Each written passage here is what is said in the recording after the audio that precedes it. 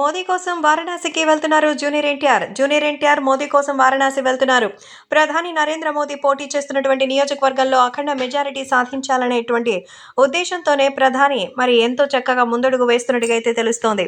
So ఈ నేపథ్యంలో nomination పత్రాలను సమర్పించడానికి ఆయన ఇప్పటికే చేరుకున్నట్టుగా అయితే సమాచారం. నామినేషన్ సమర్పించే సమయంలో మోదీ వెంట సాధువులు, యూపీ సీఎం ఆదిత్యనాథ్ యోగి ఆయనకు వెంటే ఉన్నారు. మోదీ నామినేషన్ నలుగురు నేతలు బలపరిచారు. వాళ్లలో అయోధ్య ఆలయ పూజారి ఒకరు, దళితుడు మరొకరు, ఓబీసీ నేతలు ఉన్నారు. మోదీ నామినేషన్ కార్యక్రమానికి 18 మంది కేంద్ర మంత్రులు హాజరయ్యారు. యూపీ సీఎం యోగి ఆదిత్యనాథ్ సహా 12 రాష్ట్రాల సీఎంలు హాజరయ్యారు. ఎన్డీఏ నేతలతో పాటు తెలుగు రాష్ట్రాల నుంచి కూడా పలువురు రాజకీయ ప్రముఖులు అయితే వెళ్లారు. నామినేషన్ వేయడానికి ముందు దశ అశ్వమేధ ఘాట్లో మోదీ ప్రత్యేక పూజలు చేశారు.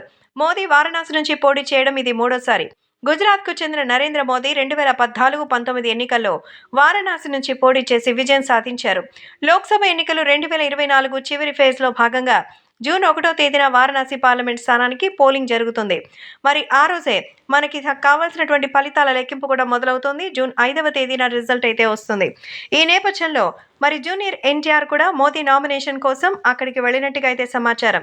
ఇప్పటికే జూనియర్ ఎన్టీఆర్కి సంబంధించిన విషయంలో మోదీ కోసం వారణాసి జూనియర్ ఎన్టీఆర్ పయనమైనటువంటి సంగతి తెలిసి అభిమానులు ఆనందిస్తున్నారు. జూనియర్ ఎన్టీఆర్ వెంట లక్ష్మీ ప్రణతి కూడా వెళ్ళినట్టుగా సమాచారం.